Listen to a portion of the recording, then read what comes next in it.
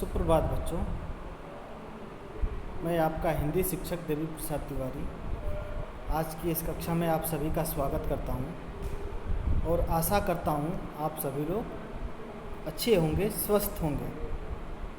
तो आइए आज पढ़ते हैं दुख का अधिकार, यानी दुख मनाने का अधिकार सबको नहीं होता है। इस पाठ में लेखक ने साफ और स्पष्ट तौर पर बताने की कोशिश किया है। इस पाठ के लेखक यशपाल जी हैं, जिनका जन्म 1903 ईस्वी में हुआ था, फिरोजपुर की छावनी में। प्रारंभिक शिक्षा स्थानीय हुई, इसके बाद जो है नेशनल कॉलेज ऑफ लाहौर में इनका प्रवेश हुआ, वहाँ से इन्होंने पढ़ाई किया। भगत सिंह, सुखदेव, चंद्रशेखर आज़ाद इनके मित्र थे। यह क्रांतिकारी विचारधारा के प्रवर्तक कवि थे और लेखक थे। इन्होंने विप्लव गायन नामक एक कविता लिखी है जो समाज में जनजागृति, ज्वलंत समस्याओं को प्रस्तुत की है। दुख का अधिकार पाठ में भी इन्होंने गरीब और वंचित वर्ग के विषय में बताया कि किस तरह से गरीब और वंचित वर्ग समाज में उपेक्षा का पात्र होता है, उसकी सभी लोग अवहेलना करते हैं, उसका निरादर करते हैं। प्रस्तुत पाठ में भी कुछ इसी तरह की घटना आपके सामने प्रस्तुत होगी, जिसे पढ़ने के बाद आपके मन और मस्तिष्क में यह विचार जरूर उत्पन्न होगा कि आखिर यह समाज एक निम्न तबके को क्यों सम्मान नहीं देना चाहता है। आइए प्रस्तुत है पाठ। मनुष्यों की पोशाकें उन्हें विभिन्न श्रेणियों में बांट देती है। प्रायः पोशाक ही समाज में मनुष्य का अधिकार और उसका दर्जा निश्चित करती है।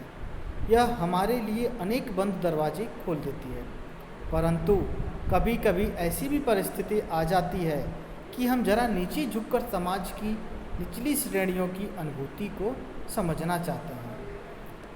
लेखक बता रहे हैं कि मनुष्य की जो पोशाक है, जो परिधान है, वस्त्र है, वह किस तरह से उन्हें अलग अलग श्रेणी में बांटते हैं। जिनके वस्त्र अच्छे हैं वे अपने आप को उच्च समझते हैं और वह निम्न श्रेणी में जा कर के गरीबों के दुख दर्द को नहीं समझना चाहते हैं। वस्त्र ही मनुष्य का समाज में दर्जा, एक स्थान निश्चित कराती है कि भाई इस मनुष्य का समाज में क्या स्थान है। अच्छे वस्त्र पहना, कोट टाई लगा लिया है तो लगेगा कि बहुत ही सुसभ्य समाज का यह व्यक्ति है। और वस्त्र अच्छे हैं तो हमारे लिए बहुत से बंद दरवाजे खुल जाते हैं, अर्थात कि हमें बहुत से लोग आदर सम्मान देते हैं। मनुष्य के जीवन में पोशाक का बड़ा ही महत्व होता है।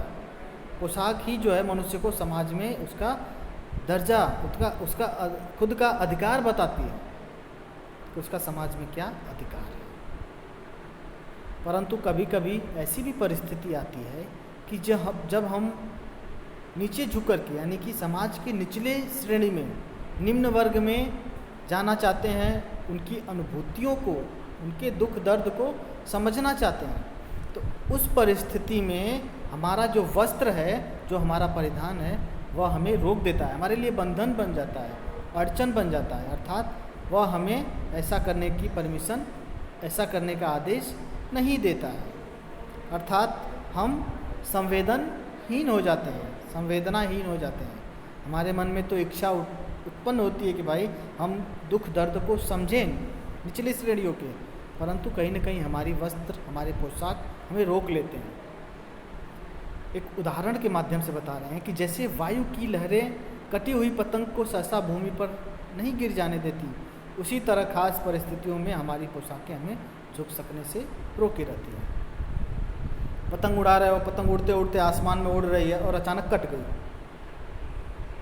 समझना आप इस चीज़ को और अनुभव करना। यह प्रयोग के आधार पे बातें हैं, प्रायोगिक चीज़ें हैं, आप समझ सकते हो आसानी से।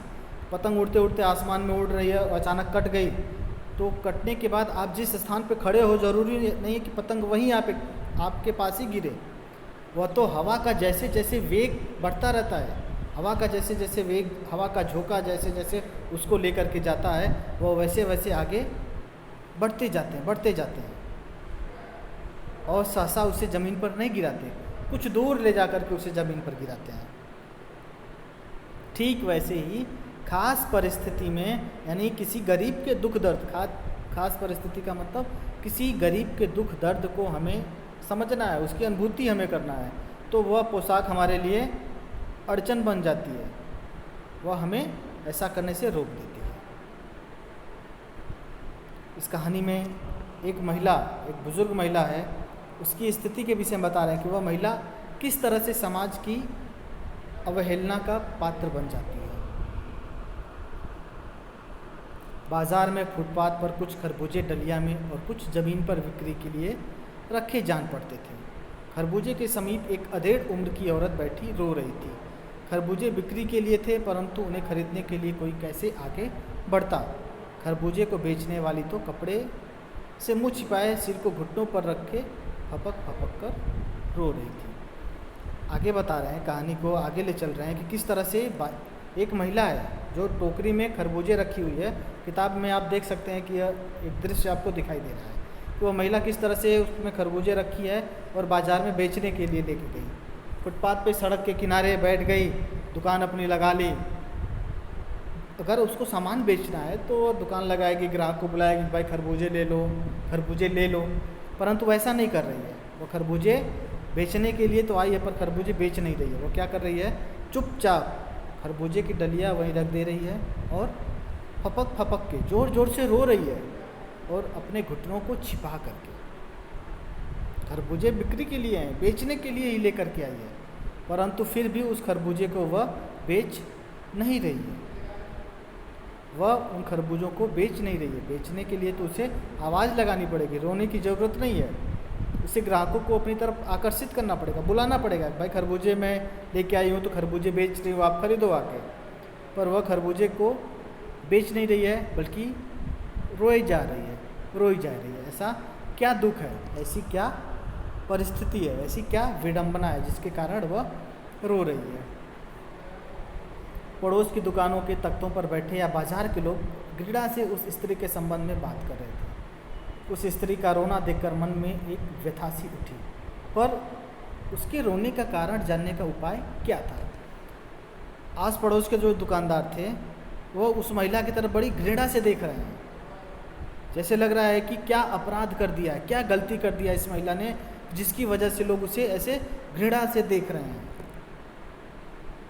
लेखक ने जब ऐसी परिस्थिति को देखा, ऐसे हालात को देखा, तो मानव इंसान है, मन में संवेदना जगी, मन में करुणा का भाव उत्पन्न हुआ और उस स्त्री के रोने का कारण, कि क्या कारण है, किस वजह से वह रो रही है, उसे जानने के लिए मन में एक व्यथा, एक जिज्ञासा उत्पन्न हो गई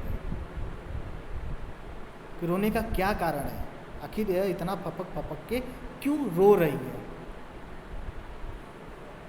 फुटपाथ पर उसके समीप बैठ सकने में मेरी पोशाक ही व्यवधान बन खड़ी हुई। अब देखो, अब बता रहे हैं कि हमारी जो पोशाक है, जैसा कि शुरू में प्रारंभ में ही बताया गया कि पोशाक हमारे लिए बंधन और अड़चन तभी बनती है जब हम निचली श्रेणी में किसी के दुख की अनुभूति को समझना चाहें, जानना चाहें, उसके दर्द को उसके पास बैठ जाएं, उसके दुख दर्द को समझें, भाई आप क्यों रो रहे हो, आपको क्या तकलीफ़ है। तो अगर हम ऐसा करेंगे तो हमारी पोशाक, या हम अच्छे कपड़े पहने हैं, वह फटे पुराने वस्त्र पहने हैं, वह गरीब हैं, उसके साथ बैठ करके हम कैसे अपनी संवेदना उसके साथ जताएंगे। लोग हमारे बारे में क्या सोचेंगे कि भाई ये कैसा व्यक्ति है, इसके गरीब के साथ इसका संबंध है, या यह इस महिला के साथ घुला मिला, या इस महिला के दुख दर्द को पूछ रहा है। तो लेखक के मन में ऐसे विचार उत्पन्न हो रहे हैं। फुटपाथ पर बैठ सकने की उनकी हिम्मत नहीं हुई। अच्छे वस्त्र पहने थे तो कैसे बैठते उसके साथ, उस महिला के पास, बुजुर्ग महिला उस पास बैठ के कैसे उसके विचारों को जानते हो, उसके मन में क्या चल रहा है, कैसे पूछते। तो वस्त्र जो है उन्हें रोक रहा है, उनका जो परिधान है वह उन्हें ऐसा करने से मना कर रहा है। मन है, मन में तो इच्छा उत्पन्न हो रही है, पर वस्त्र में रोक रहा है कि नहीं, ऐसा आप नहीं कर सकते। अब एक आदमी ने घृणा से उसकी तरफ थूकते हुए कहा, क्या जमाना है, जवान लड़के को मरे पूरा दिन नहीं बीता और यह बेहया दुकान लगा कर बैठी। एक आदमी ने उसकी तरफ बड़ी घृणा से थूका, उसे उसकी तरफ बहुत घृणा आ रही थी कि अरे वाह, ऐसा ज़माना आ गया है, ऐसा समय आ गया है कि इस महिला का पुत्र अभी मरा हुआ है, एक दिन भी नहीं बीता, जवान लड़का मरा है, फिर भी यह बेहया बेशरम दुकान लगा करके बैठी है। परंतु यहाँ हम आपको बता दें कि समाज कैसा उस महिला के साथ व्यवहार कर रहा है। इस समाज को तो आगे बढ़ के उसकी मदद करनी चाहिए। आज मानवता समाप्त होती जा रही। क्यों लोग दुख दर्द में साथ नहीं आते हैं? क्यों किसी के बुलाने पर लोग उसकी मदद करने नहीं जाते हैं? लोगों के अंदर धीरे धीरे मानवता मरती जा रही है, मिटती जा रही है। बातें बनाने के लिए कह दिया जाए तो समाज में हजारों बातें करेंगे, परंतु कोई किसी की मदद करने को तैयार नहीं होगा। ऐसे बहुत कम मिलते हैं जो बिना किसी स्वार्थ के निस्वार्थ भाव से मदद करें। वह ज़माना चला गया, नेकी कर और दरिया में डाल, ऐसा ज़माना नहीं रहा। अब तो लोग ऐसा सोचते हैं कि मैं अगर इसकी मदद करूंगा तो ये सामने वाला मेरी मदद कर पाएगा कि नहीं कर पाएगा। तो वहाँ के आसपास के दुकानदार, उनको पता है इसका जवान लड़का मरा है, इसकी मदद करनी चाहिए, तो मदद करने की बजाय उसकी तरफ घृणा से देख रहे हैं, थूक रहे हैं, अलग अलग बातें कर रहे हैं। लेखक ने समाज में यह संदेश देने का प्रयास किया है कि ऐसी परिस्थिति में, ऐसी हालत में आपको समाज के निचले तबके को गले लगाना है, उठाना है, उनके दुख दर्द को समझना है। दूसरे साहब अपनी दाढ़ी खुजाते कह रहे थे, जैसी जिसकी नीयत होती है अल्लाह भी वैसी बरकत देता है। अब बताओ, जैसी जिसकी नीयत होती है, क्या वह बूढ़ी औरत महिला ऐसा वो सोची थी कि उसका पुत्र मर जाए, जवान बेटा मर जाए और उसके मरने के बाद मुझे खरबूजा आके बेचना पड़े? कभी उसने ऐसा नहीं सोचा होगा। फिर भी लोग उसके लिए ऐसी बातें क्यों कर रहे हैं? समाज के लोग ऐसी बातें उस महिला के लिए क्यों कर रहे हैं? आखिर उसका क्या कारण है? दूसरे साहब अपनी दाढ़ी खुजाते हुए कह रहे थे, जैसी नीयत होती है अल्लाह भी वैसी बरकत देता है। सामने के फुटपाथ पर खड़े एक आदमी ने दिया सलाई की तीली से कान खुजाते हुए कहा, अरे इन लोगों का क्या है? ये कमीने लोग रोटी के टुकड़े पर जान देते हैं और इनके लिए बेटा बेटी खसम लुगाई धर्म ईमान सब रोटी का टुकड़ा है। अन्य दूसरे दुकानदार एक अन्य साहब हैं जो बोल रहे हैं कि इन गरीब लोगों के लिए घर परिवार, पति पत्नी, बेटा बेटी का कोई महत्व नहीं है। ये अपने धर्म ईमान से इनका कोई लेना देना ही नहीं है। यह एक रोटी के टुकड़े के लिए सब कुछ बेच देते हैं, सब कुछ दांव पर लगा देते हैं, जो कि सरासर गलत है। तरह तरह की बातें दुकानदार उस औरत के प्रति, उस महिला के प्रति कर रहे हैं, परंतु किसी के भी मन में उसके दुख को दूर करने का विचार नहीं आया। उस गरीब महिला, गरीब बुढ़िया के दुख को कोई दूर करने का साहस नहीं कर रहा है कि भाई उसके दुख को दूर कर दिया जाए, उसकी जो समस्या है उसको समाप्त किया जाए। नहीं, ऐसा नहीं सोच रहे हैं, बल्कि बातें बना रहे हैं। बातें बनाने के लिए कह दिया जाए तो समाज के लोग हजारों बातें बनाएंगे।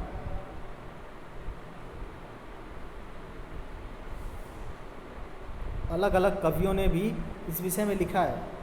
कबीर दास ने तो बहुत बड़ा समाज के ऐसी विडंबना को फटकारा है, जो ऊंच नीच गरीब भेदभाव जो है इस व्यवस्था को उन्होंने नकारा है और ऐसे लोगों को बहुत फटकार लगाई है कि समाज में यह बिल्कुल समाप्त हो जाना चाहिए। हम समानता का अधिकार, सबको एक समान समझें, सबको एक नज़रों से देखें। सामने के फुटपाथ पर खड़े एक आदमी ने दिया सलाई से कान खुजाते हुए कहा, अरे इन लोगों का क्या है? ये कमीने लोग रोटी के टुकड़े पर जान देते हैं।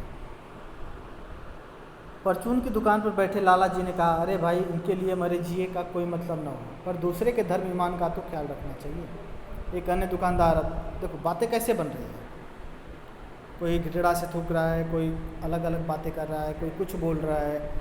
एक परचून की दुकान पर बैठे लाला जी उसके विषय में बोल रहे हैं कि भाई इन्हें अपने धर्म ईमान का न ज्ञान हो तो न ज्ञान हो, इनके लिए मरे जीने का कोई मतलब ना हो तो ना हो।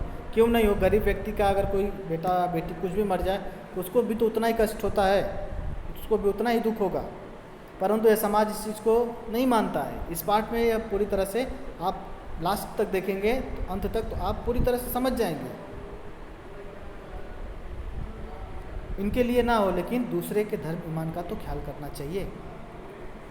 जवान बेटे के मरने पर 13 दिन का सूतक होता है। और यह यहाँ सड़क पर बाज़ार में आकर खरबूजे बेचने बैठ गई। सूतक अर्थात कि किसी के घर पे कोई ऐसी घटना घटित हो जाती है तो 13 दिन तक उसके घर पे कोई कुछ खाता पीता नहीं है। ऐसा माना जाता है कि वह सूतक में अशौच में है और उस स्थिति में हम अगर उसके घर पे कुछ खाते पीते हैं तो हमें पाप लगता है। यही बता रहे हैं कि भाई जब इसका बेटा मरा है, 13 दिन का सूतक है, तो फिर ये सड़क पे आके खरबूजे क्यों बेच रही है? यहाँ से अगर हज़ारों लोग आ रहे हैं जा रहे हैं, कोई खरीद के खरबूजे खा ले तो उसका धर्म ईमान तो नष्ट हो जाएगा, उसका धर्म तो चला जाएगा, उसका धर्म ईमान नष्ट हो जाएगा। क्या अंधेर आ गया है? अगर कोई व्यक्ति खा ले तो उसका धर्म ईमान चला जाएगा। पर यह नहीं समझ रहे हैं कि आखिर जिस धर्म ईमान की बात की जा रही है, इंसानियत ही सबसे बड़ा धर्म ईमान है। अगर मानव ही मानव के काम नहीं आ रहा है तो फिर वह पशु के समान है। इंसान के दुख को ना समझे, इंसान के पीड़ा को ना समझे तो फिर वह इंसानियत किस काम की, और फिर उसके इंसान बने रहना भी व्यर्थ है। पास पड़ोस की दुकानों से पूछने पर पता लगा इसका 23 वर्ष का लड़का था। घर में उसकी बहू और पोता पोती हैं। लड़का शहर के पास 1.5 बीघा ज़मीन पर कचियारी करके परिवार का निर्वाह करता था। खरबूजों की डलिया बाजार में पहुंचाकर कभी लड़का स्वयं सौदे के पास बैठ जाता, कभी माँ बैठ जाती। बोलना कि लेखक के मन में खुद ऐसी भाव जग रहा है कि भाई क्यों न उसके विषय में पूछा जाए, परंतु परिधान वस्त्र ऐसा करने से मना कर दिया। आस पड़ोस की दुकानों पे गए, पूछा, पता लगाया भाई ये औरत क्यों रो रही है, तो खरबूजे बेचने आई है तो खरबूजे क्यों नहीं बेच रही है। तो लोगों ने बताया कि इस महिला का एक 23 वर्ष का जवान लड़का था, घर में इसकी बहू है, इसके पोते पोती हैं।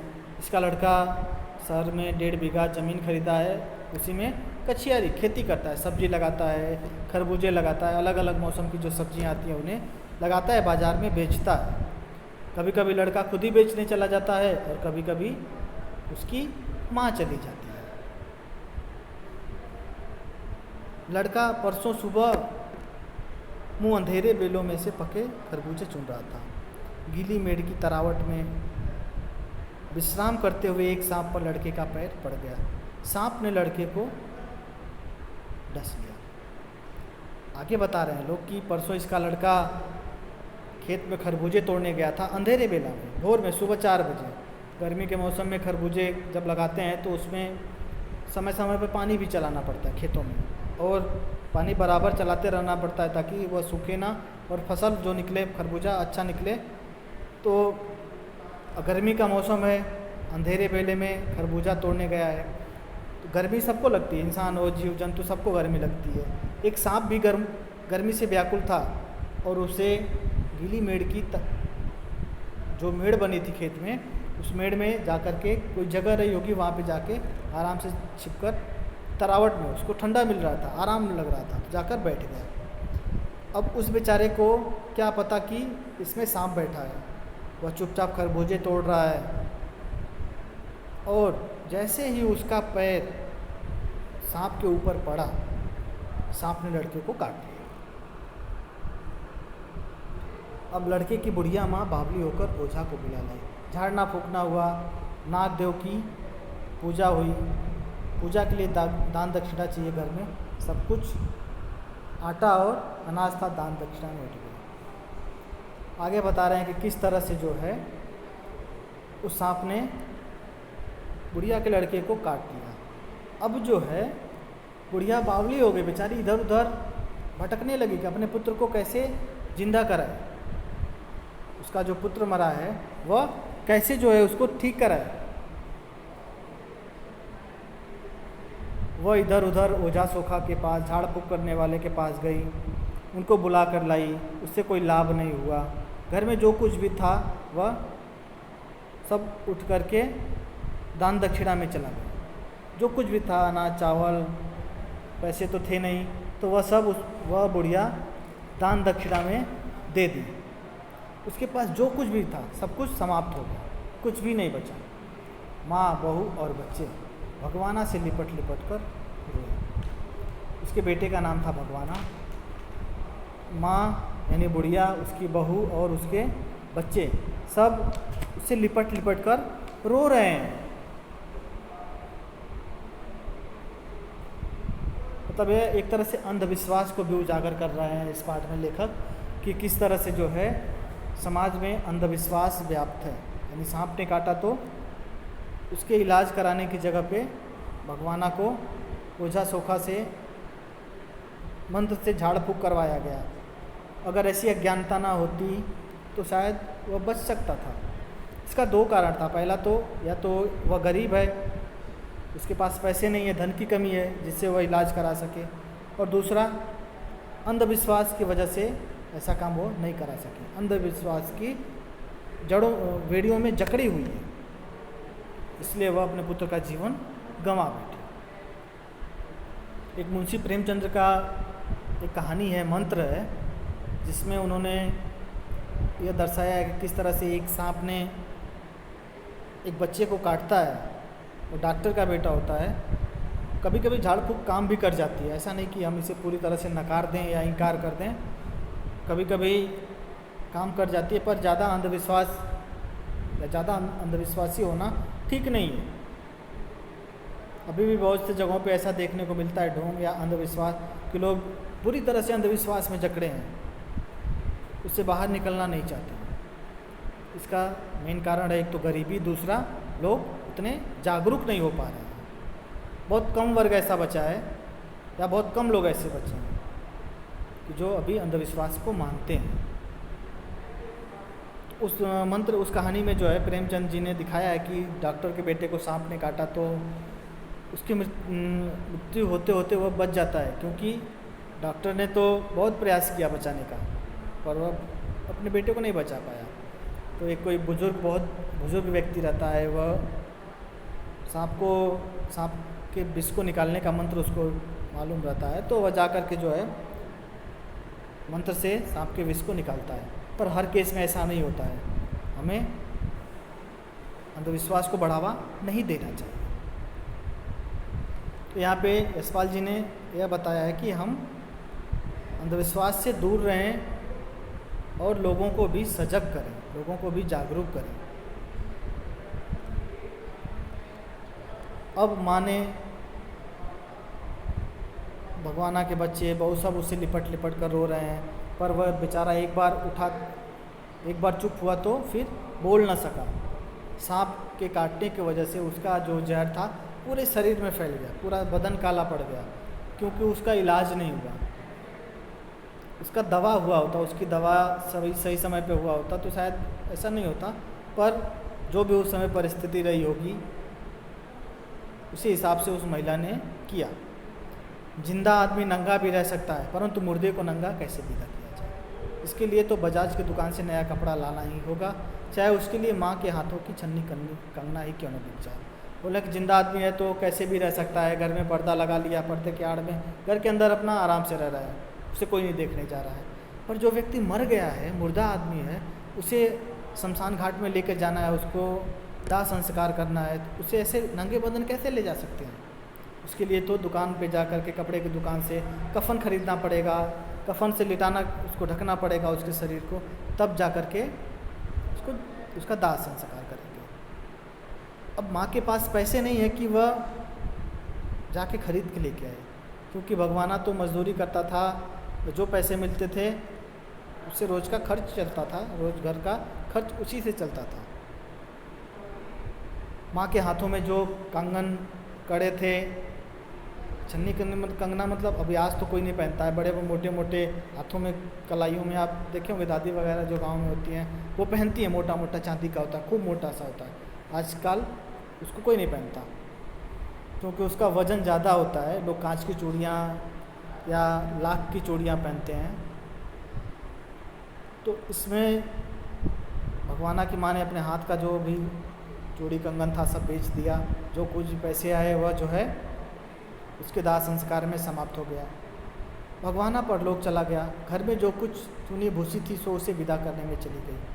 भगवाना की मृत्यु हुई, दाह संस्कार क्रियाकर्म जो सारी चीज़ें उस समय समाज के अनुसार, देश काल परिस्थिति के अनुसार होती हैं। सब कुछ हुआ, घर में जो कुछ भी था, माँ ने जो अपने गहने बेचे, वो सारी चीज़ें दाह संस्कार और क्रियाक्रम में ही समाप्त हो गई। अब बाप नहीं रहा तो क्या, लड़के सुबह उठते ही भूख से बिलबिलाने लगे। दादी ने उन्हें खाने के लिए खरबूजे दे दिए, लेकिन बहू को क्या देती। अब भगवाना के जो बच्चे छोटे छोटे हैं वह बेचारे भूख से तड़पने लगे। छोटे बच्चे हैं तो उन्हें क्या पता कि पिता उनके हैं या नहीं है, और कब तक भूख बर्दाश्त कर सकते हैं। पेट में जो आग लगती है, भूख लगती है, तो फिर वह बर्दाश्त नहीं होती है। बच्चे भूख से तड़प रहे हैं, रो रहे हैं, दादी क्या करे। दादी ने उन्हें वही खरबूजे जो भगवाना तोड़ कर लेकर आया था उन्हें खाने के लिए दे दिया। लेकिन अपनी बहू को क्या दे। बहू का बदन बुखार से तवे की तरह तप रहा था। अब बेटे के बिना बुढ़िया को दोनी चवन्नी भी कौन उधार देता। जो समाज अभी आपने देखा किस तरह से उसके विषय में अनाप शनाप बातें कर रहा है, कोई थूक रहा है, कोई घृणा से उसकी तरफ देख रहा है, कोई उसे बेहया बेशरम बना रहा है, वह समाज उसकी मदद करने को तैयार नहीं है। बेटा नहीं है तो कोई उसे उधार भी पैसा नहीं देने को तैयार है, दोनी चवन्नी भी नहीं दे सकता। क्यों नहीं दे रहा है? क्योंकि उन्हें भी लग रहा है कि अगर इसे उधार दे देंगे तो यह चुका पाएगी कि नहीं चुका पाएगी।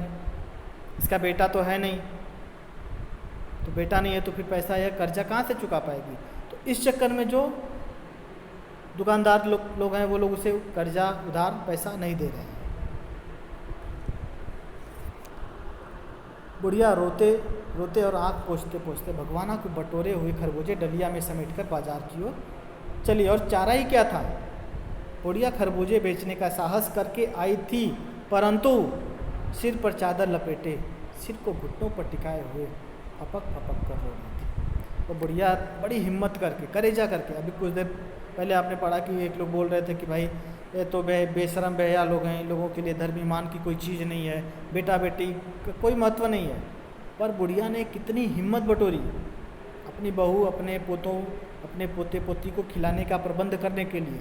नहीं करती बेचारी तो क्या करती, और दूसरा रास्ता ही क्या था, उसे कोई पैसा भी उधार नहीं देने वाला है। ऐसा समाज जो उसकी पूरी तरह से अवहेलना कर रहा है,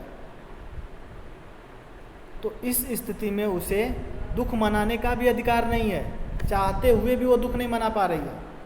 कौन ऐसी माँ होगी जो अपने जवान बेटे के मरने पे दुख ना मनाए। सब मनाना चाहेंगे, स्वाभाविक सी बात है, इंसानियत सबके अंदर है, सबके अंदर दिल है, पर करें क्या। मजबूरी कुछ और है। यहाँ मजबूरी उसकी बहू की, उसके पोते पोते की है। हिम्मत करके तो आई बेचारी, परंतु वह सिर पे चादर रख करके और सिर को अपने घुटनों पे रख के रोए जा रही, फपक फपक के रो रही है। खरबूजे बेच नहीं पा रही है। जिस काम के लिए आई है, जिस काम के लिए लोग ताना मार रहे हैं उसे, वही कार्य वो बेचारी नहीं कर पा रही है। कल जिसका बेटा चल बसा, आज वह बाजार में सौदा बेचने चली है। हाय रे पत्थर दिल। पत्थर दिल वह बुढ़िया नहीं है, पत्थर दिल वह समाज है जो उसके ऊपर ऐसी बातें कर रहा है। इंसानियत मर गई वहाँ पे, मानवता समाप्त हो गई।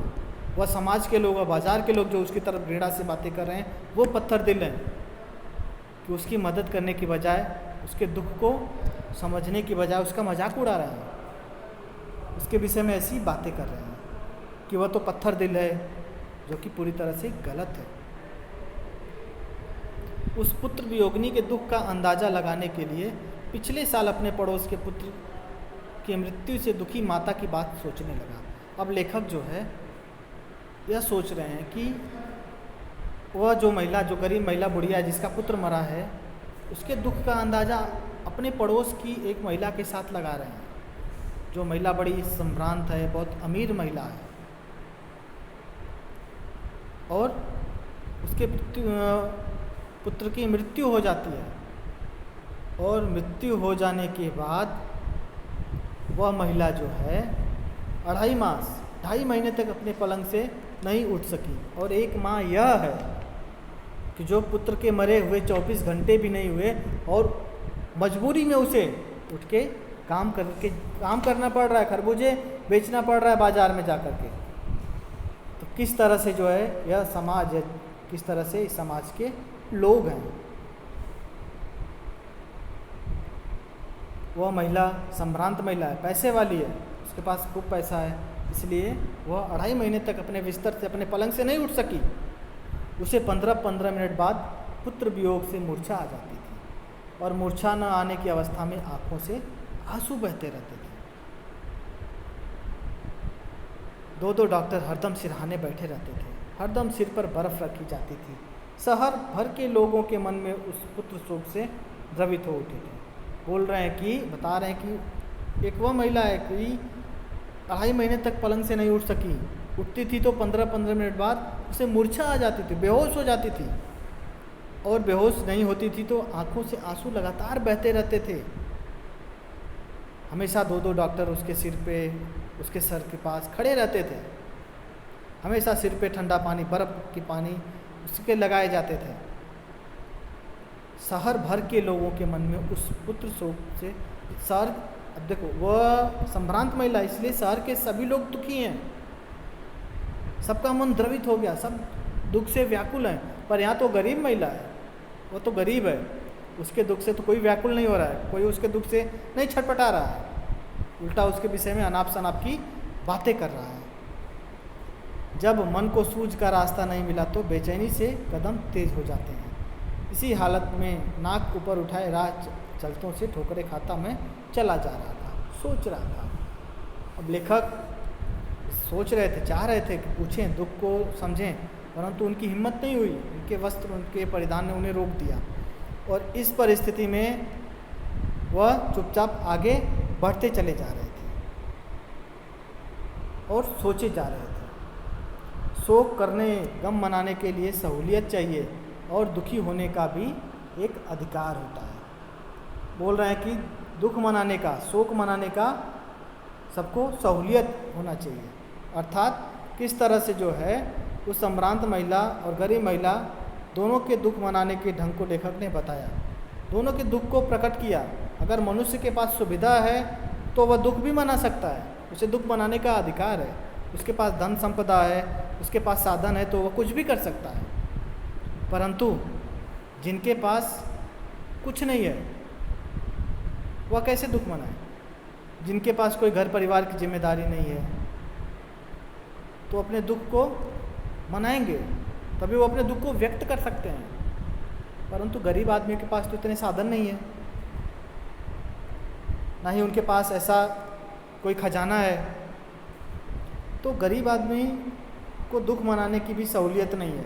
अर्थात समाज उन्हें दुख या शोक मनाने के लिए भी स्वतंत्र नहीं छोड़ता, वह उन्हें दुख मनाने के लिए भी नहीं छोड़ता है कि भाई तुम सही तरीके से अपना दुख भी मना सको, अपने दुख को प्रकट कर सको, अपने शोक को मना लो। उन्हें दुख मनाने का भी अधिकार नहीं है। इस पाठ की सार्थकता यही है कि कभी भी हमें किसी का मजाक नहीं उड़ाना चाहिए। पाठ तभी सार्थक होगा, यह जो कहानी है यह घटना प्रधान कहानी है, मतलब एक घटना के माध्यम से समाज में लेखक ने बताया है, सीख दिया है। इसीलिए शीर्षक भी रखा है इन्होंने, दुख का अधिकार। अर्थात निर्धन असहाय की हर संभव मदद करो और उन्हें समाज में मान सम्मान दो, उनकी अवहेलना ना करो। अवहेलना करना गलत है। अगर हम समाज में ऐसे लोगों की अवहेलना कर रहे हैं, अनादर कर रहे हैं, तो यह समाज हमें कभी माफ़ नहीं करेगा। हमारा अपना दिल खुद हमें नहीं माफ़ करेगा, समाज की बात ही कुछ और है। इसलिए हमेशा जितना बन पड़े आपसे, जितना संभव हो, आप मदद करो, सबके काम में आओ। धन्यवाद। आशा करता हूँ यह वीडियो आपको अच्छा लगे।